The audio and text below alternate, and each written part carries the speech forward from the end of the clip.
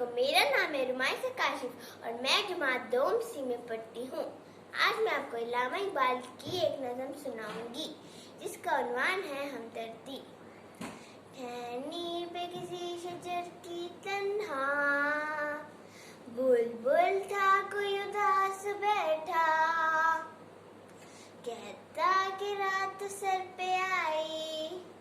उड़ने चुगने में दिन गुजारा,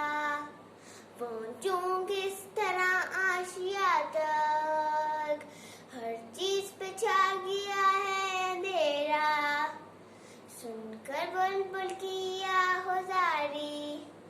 जुगनू कोई बासी से बोला, हाजिर हूँ मदद को दिलो जान से, की रहा हूँ अगरचे मैं जरा सा, क्या गम है जो रात है अंधेरी,